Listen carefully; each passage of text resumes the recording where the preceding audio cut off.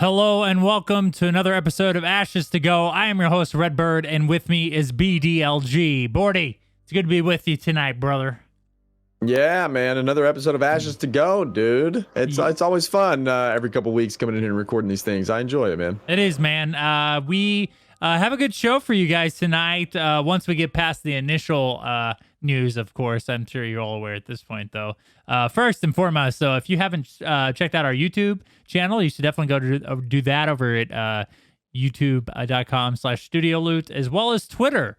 We have a Twitter account and a Discord. The Discord, guys, we're trying to put together for a multi-game community. So we know Ashes of Creation isn't coming out for quite a while.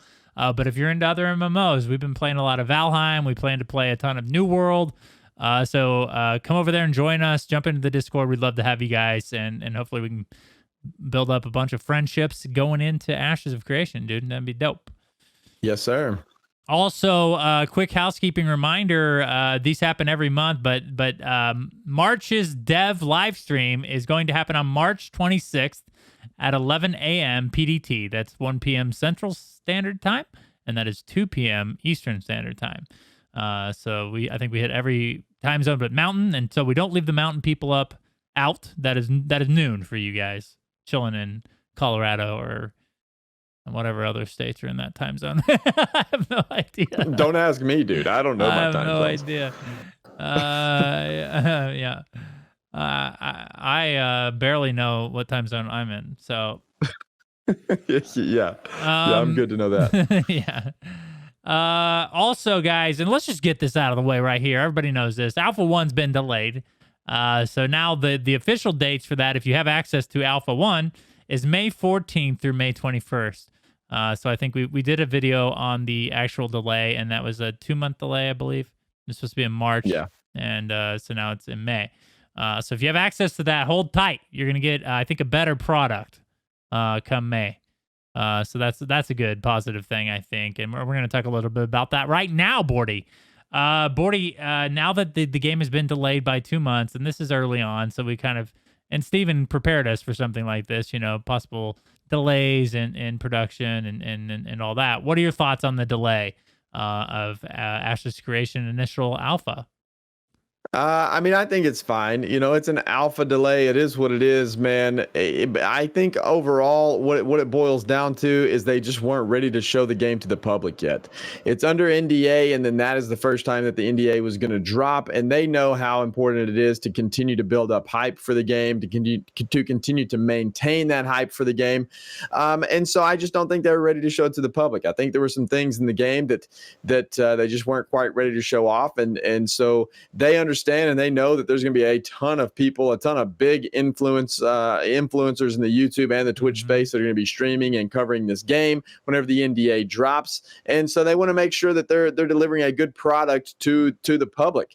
I don't think it has anything to do really with more internal testing or anything of that nature.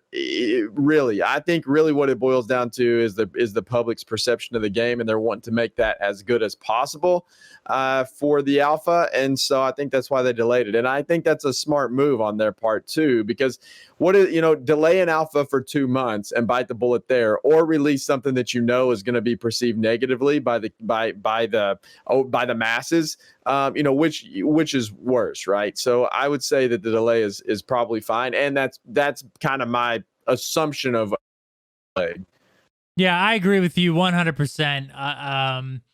They are pretty good about knowing how to carry on hype. They had a little bit of a stumble during the Battle Royale version of the game.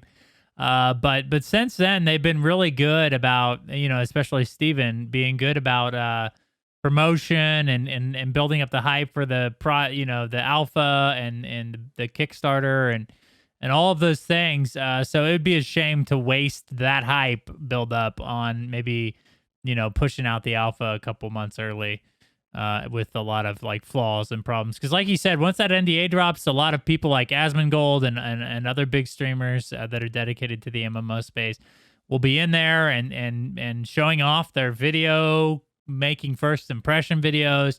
And you just hate for that batch of first impression videos to be negative. So if they can prevent that, I think they're going to, and I think that's their initial aim with the delay. Yeah, I think so too. And I don't think it's gonna. I don't think it's gonna make or break the game. Obviously, it's still No. super early. It's Alpha 1. Even if it is perceived negatively, they have plenty of time to build back up the hype. And Steven's very, very good at doing so. So I would imagine that, and he's very transparent and open. So he's gonna say, like, if something goes wrong in Alpha, he's gonna address it and be very open about it and say, hey, this was wrong. We're doing X, Y, and Z to fix that problem. And so I think ultimately it would be fine in the end anyway. But why release it 2 months early or why not delay it for 2 months if you know there's some things in there that are going to be perceived negative? Why not just avoid that altogether? You know what I mean? Yeah, and then 100%. continue to build the hype up. Yeah. Yeah, I agree. I mean, this is they have the least amount to lose right now. Because, as far as access to the game goes, this is the smallest group of people that have access, right? The Alpha 1 testers is I would say by far the smallest group. So delaying that by 2 months, I think does a lot of justification for making sure that it's polished, like you said, for its first NDA drop. So in response, Bordy, to the delay of the game, Steven went, put out a couple of images to kind of, water our mouths, so to say, with armor sets of in-game armor. So we're going to look at those on the podcast right now, Bordy. So the first one we have here is what looks like a sorceress or witch or something in that nature. What do you think about this feathered black outfit?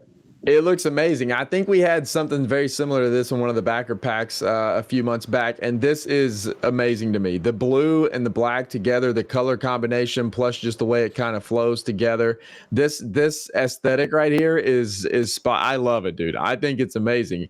Everything. I love everything about this. This is more along the lines of my style. I know I've been harping on some of the past couple backer packs. I haven't really enjoyed them very much, but this is much more my style. I like it a lot, dude. It looks absolutely incredible in my opinion. I agree. Dude, I love the bald female character with the blue eye, the blue going. She looks possessed or like, maybe like undead or something like that. So I really, like you, I get into this stuff, dude. I love the Death Knights, the Shadow Knights, the Necromancers. I'm into that vibe, and this definitely puts that off for sure. The next one we have, dude, is another similar theme, and it is it kind of looks like a dark dwarf of some sort, with really dope looking plate armor on. Dude, this one is awesome. The lava running through what looks like running through the dwarf's body there, and then the skin looks like lava rock, and then this looks absolutely incredible. And then just speaking about the armor itself, which I don't know if the skin, like, is this whole thing like part of the armor? Like, I don't know if the skin's part of the armor too. But either way, just if you're just looking at the armor itself too, just like the iron looking, the silver parts, it looks really good too. I like it a lot. It looks nice. It just looks, it looks kind of, it's just dark. It looks good. I like it. I like the helmet a lot. Those types of helmets I really like. The full face covering helmets, I like those a lot. The horns coming off of it look dope. This is my style right here, dude. I like it. Both of these are awesome. I'm glad he teased these because these kind of have brought me back a little bit from being a little nitpicky on the other backer packs. Yeah, I mean, dude, they're both dope looking. It's cool. It's going to be crazy the amount of appearances and customizations that are initially in the game after 30, 40 backer packs. There's gonna be so many. There's already so many. Yeah. Yeah. And then plus all the stuff that you can obtain in game. There's gonna be tons of cool looking stuff in here, so that's exciting. And I'm glad that he shared that, even though he really didn't need to. We all understand the delay, or I think 99% of us do. There's always that one person, dude, that's doom and gloom. Always. Yep. The first delay of many. or whatever they whatever they are gonna say. All right. Well, now we covered one of these guild gatherings last episode, and they teased this topic in their previous episode, and that is guild halls, dude. Now, me and you had a little bit of a discussion about these last time, and how awesome I thought EverQuest 2 guild hall system was. So it's kind of cool that these are going to be in Ashes of Creation, and they're already starting an open discussion about them. So let's go over that question here on the podcast. So, what guild hall features would you like to see in Ashes of Creation? What features have you liked from other games? What features do you think have been missed opportunities? Bordy, I'll let you start off with this. Bordy, what are your thoughts on guild halls? So one of the things that I have always wanted from a guild hall, which in some games you can do this, I guess, because some games have very highly customizable guild halls. I think one of the best guild hall experiences I have ever had in a game was Warframe.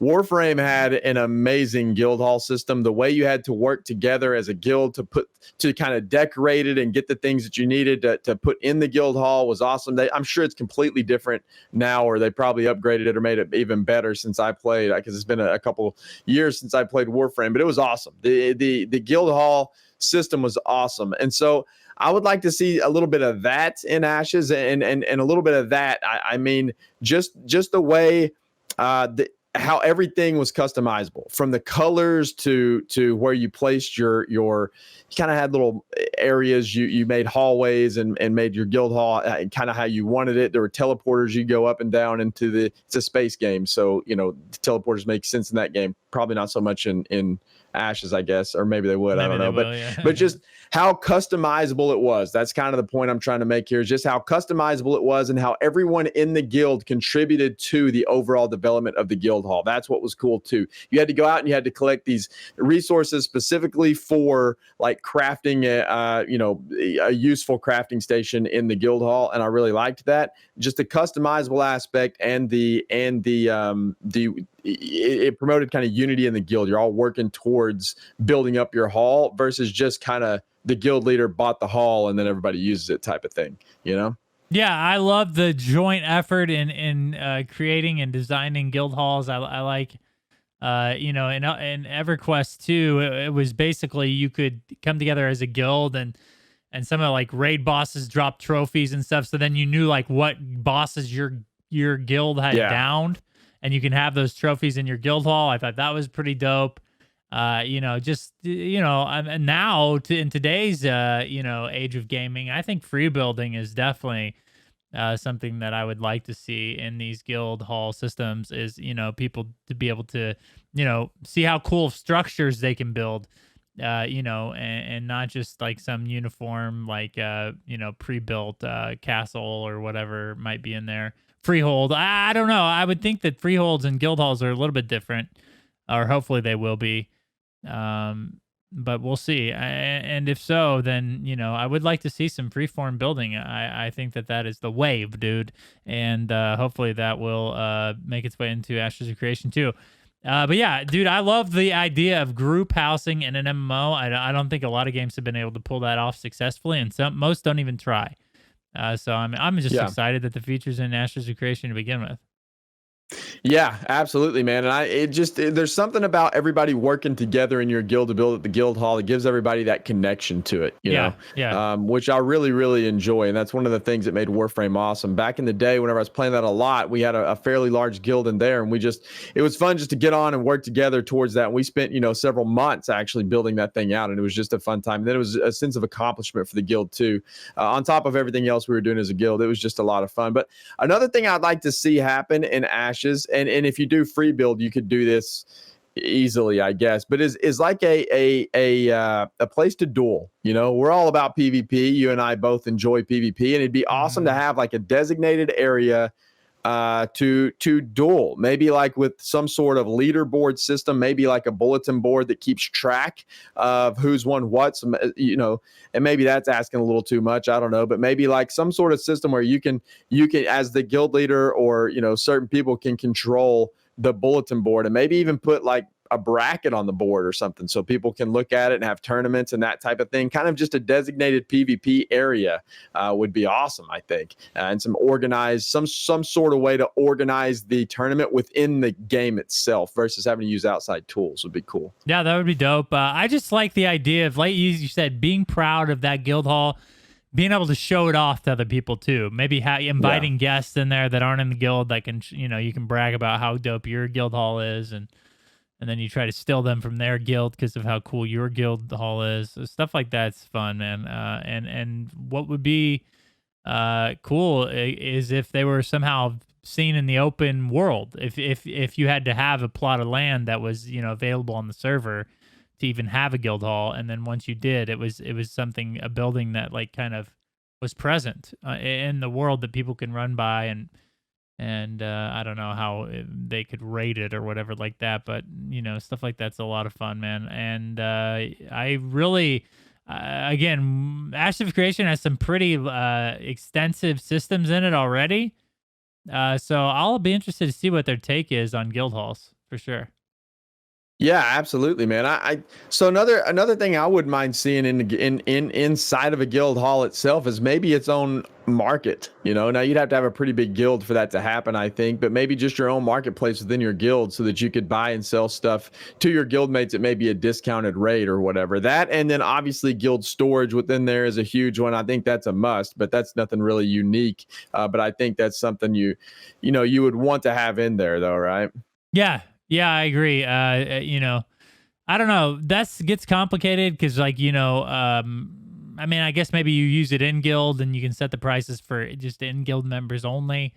But Crowfall, a game that we played recently, they did have a decent, their system is an Eternal Kingdom system that allowed people to set up like big, markets of people to sell, their vendor things on. I thought that was pretty cool. They also have some vendor stations you can set up within the campaigns that allow you to sell your stuff. And I think for crafters and gatherers, that kind of stuff is really cool because then you can have a guild based around your market that you're able to put together with all your crafting and gathering.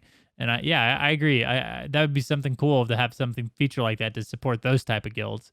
Merchant guilds and stuff. And then you could go to their guild house to shop around. I think that'd be dope. Yeah, I think that Crowfall is a kind of a good example, I think, of how a great guild hall could be. The Eternal Kingdom in Crowfall never met its potential, at least whenever we were playing. It was kind of a mess, but the idea behind it was actually amazing. You could buy your own parcels of land and put down your parcels of land, so you could have specific plots of land, so your entire kingdom looked different than anyone else's, and then you could place buildings on those plots of land, and then you could build all kinds of stuff. You could put down fences freely. There was all kinds of crazy stuff you could do, along with vendors and things of that nature, which if it ever met its potential, the Eternal Kingdom idea is almost the ideal situation for a guild, because you do work together to bring things in there. You can decorate it exactly how you want it. You build up an entire guild village or guild. It's an entire kingdom. It's basically its own little world kind of instanced away. And that's awesome. And then other players can come in there and shop if you have it open to the public, or you can set it as private. You can also enable or disable PvP in there. All that type of stuff is really, really cool. If it ever met its potential, it'd be really, really dope. And that would be awesome if something like that were in Ashes, I think, and done really well. I think that would be good. If not to that extent, I do like the idea of at least having like a guild vendor. Like if you could have some sort of vendor or something outside of your guild hall where members of your guild could put stuff on there, and then that could be like a money-making thing for your guild. That'd be kind of cool. I always enjoy going around to like other players vendors versus like an auction house. I don't know, I just kind of like that comes from old UO roots, I guess. There was a thing called a vendor hall that we had to go to, and there was no like auction place. It was player run, just vendors, and it was really neat. So I like that idea too. I think that'd be cool to have in a guild hall. I believe Lineage 2 had a similar system. Am I even saying that word correctly? Similar system like that, where you basically you could set up your shop. You know what I mean? You kind of lay down your character and set up your shop in a public area and sell goods from that. Yeah, dude. Here's the thing about the guild hall system inside of Ashes of Creation is that, it'll be interesting to how they tie that into nodes, their progression. Can you have a guild hall? Like, what is, maybe they limit the size or the appearance of your guild hall inside of like a node depending on how far it's progressed. Maybe Yeah. it's more expensive to build a guild hall in a metropolitan system, but then you have more benefits of trade and other things like that. It'll be interesting, man. And I would love to see them tie that into node systems for sure.